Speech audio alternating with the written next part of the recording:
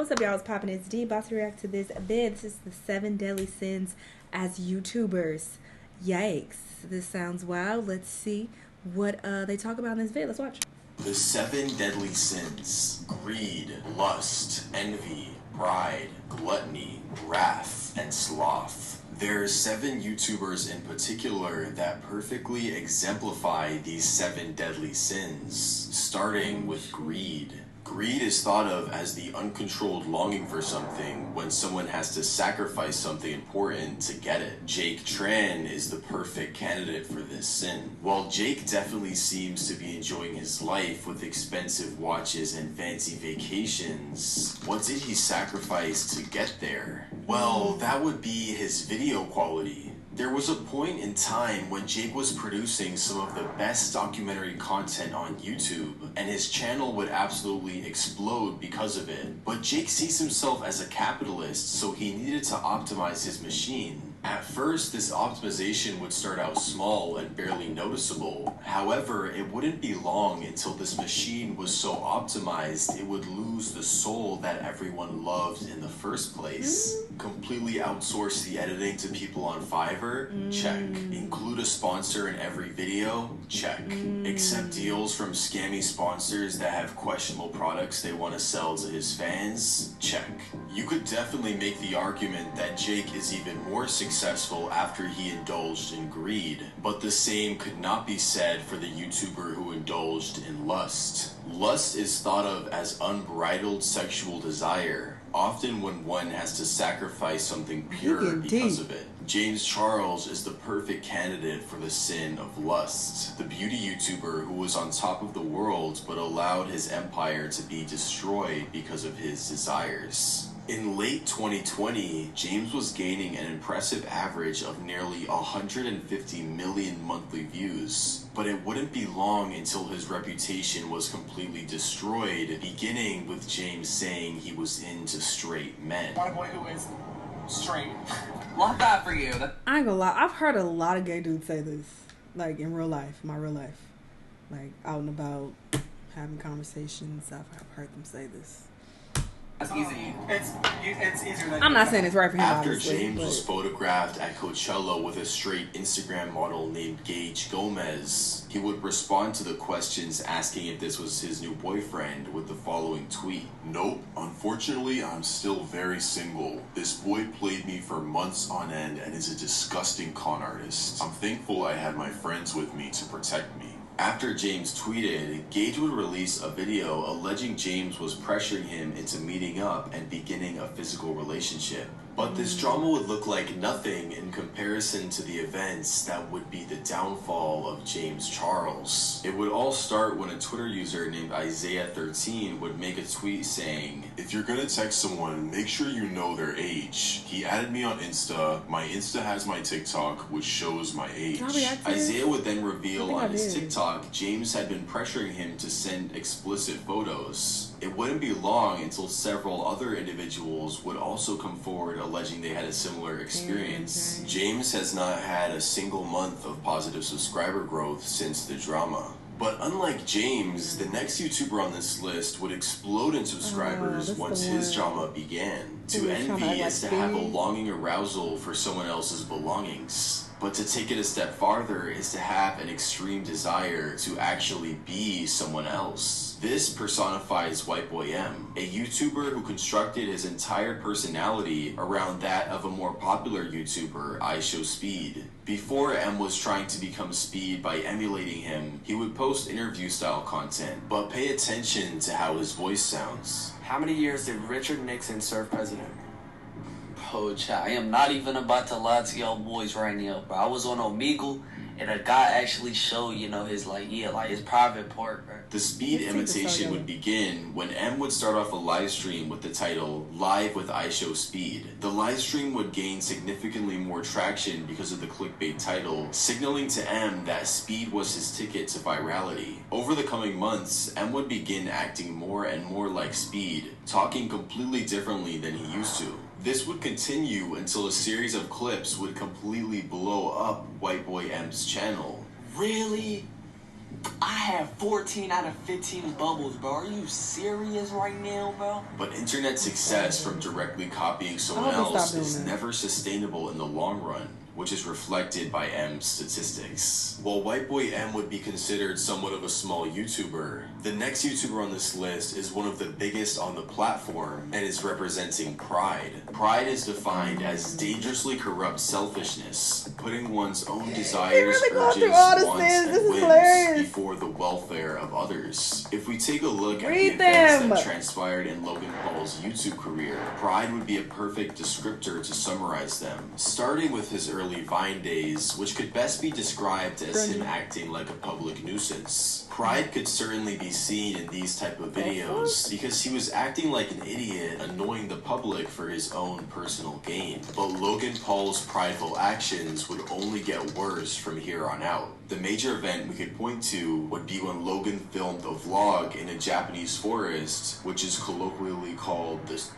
forest. While filming his vlog, he was acting in his normal over-the-top kid-friendly manner, but the worst part of the whole situation would be when he showed an actual dead body of a man who had deleted himself. After a huge apology tour, it would appear that Logan had reconstructed his reputation, but he would again put his own wants before the welfare of others a few years later. In early 2022, Logan would begin his foray into crypto. This journey would start with a few promotions of what are called pump and dump coins. These are coins designed to make their founders money without providing any value to the community that supported them. Logan would profit immensely from promoting these coins, but these promotions would pale in comparison to Logan's own project, CryptoZoo, a game which, similar to a pump and dump coin, was designed with a minimal amount of effort to earn as much money as possible for its founders. The game would be broken and underdeveloped, leaving a huge trail of victims who lost significant sums of money after believing in Logan's promises.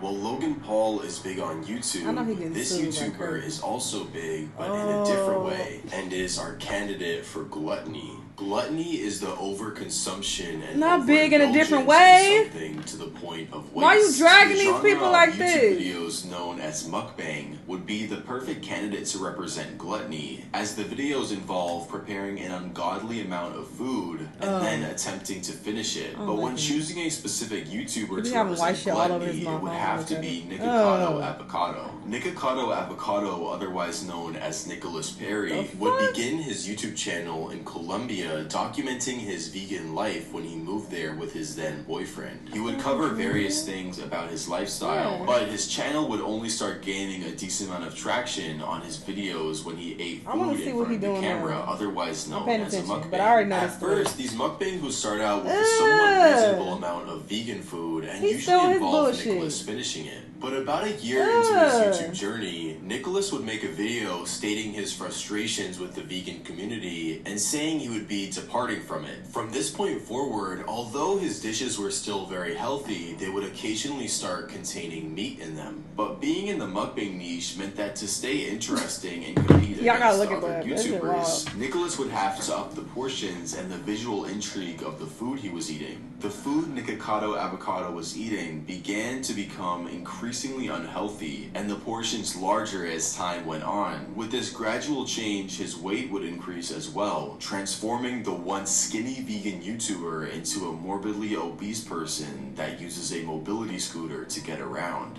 Nikocado went from vegan to meat lover, and the next YouTuber would be very angry at him, which is perfect because she's our candidate for wrath. She get on my nerves. Wrath is the most simple of the 7 deadly sins, and is pretty much thought of as excessive anger. Thinking about angry YouTubers, images of raging gamers probably come to mind, but there's actually someone who's much more angry than them. Observing her outward appearances, she would probably be one of the last people you would think should fill this spot on the list. But the truth is, she's one of the most angry YouTubers of them all. That vegan teacher, otherwise known as Katie Dykmeyer, would create her channel on July 21st, 2018, but she wouldn't start uploading until the pandemic began in 2020. Her videos would start off very tame and would be what you would expect from a typical vegan activist. Although her videos would change forever once she made the discovery that the more outrageous she made her content, the more views she obtained. Even though these views would be comprised of people watching for the sole purpose of laughing at her, her views would go up nonetheless. At a certain point, she would devise a new strategy, combining outrageous content with calling out famous influencers. But if her goal is to actually convert people to the vegan lifestyle and not just increase her own notoriety, it certainly isn't working, as her image of the crazy vegan steers people away from considering it as a serious lifestyle. Exactly. Why would I want to follow this lifestyle that has clearly made you fucking crazy?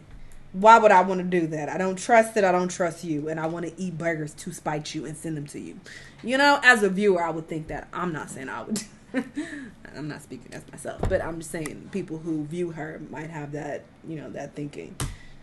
She ain't trying to convert nobody to veganism. You could say a lot of things about that vegan teacher, crazy. But one thing you definitely can't say is that she's lazy and isn't always trying new strategies to get people to be vegan. However, in terms of work ethic, the same could not be said for the next YouTuber on this list and our candidate for Sloth. Sloth is the reluctance to work or make an effort, otherwise known as laziness. The best way we can apply this idea to the concept of YouTube is a failure to innovate and create new content, as we can pretty much examine every failed YouTube channel and see that 90% of the time, the chief cause of its downfall was lack of innovation. Boogie2988 is no exception to this rule and is a great candidate for the deadly sin of sloth. Boogie hasn't seen a month of positive subscriber growth in over 3 years, and the primary reason for this is the fact that his content never changes. A vast majority of his videos are him sitting in his room talking about something or complaining about his life. If you look at a video made 1 year ago, 2 years ago, even 3 years ago, there's no significant change in video quality, the pacing, or really anything at all.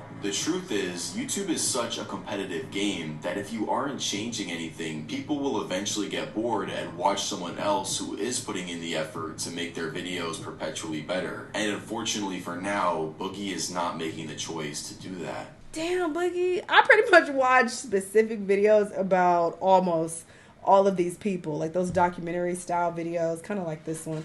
And I remember with Boogie specifically, people were upset because when he first started his channel, he was like positive and, you know, he was entertaining. But they said that as time passed, he became very pessimistic and he complained about his life a lot and made himself out to be a victim. So people really didn't like that. That turned them off. So that was the main cause of the decline of his channel from what I saw.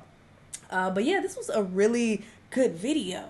He really went over each and every sin and matched a YouTuber for the sin. Like, this got real deep real quick. But he did a really good job. This gave me, like, Sunny V2 vibes, especially the transitions that he did from one YouTuber to the next. I thought that was done really well. I will put the link to his channel down in the description. Y'all go check him out. This was done really well. I liked it. Y'all let me know what y'all think, though. Let me know what other videos you're going to watch, and I'll see y'all on the next one. Bye!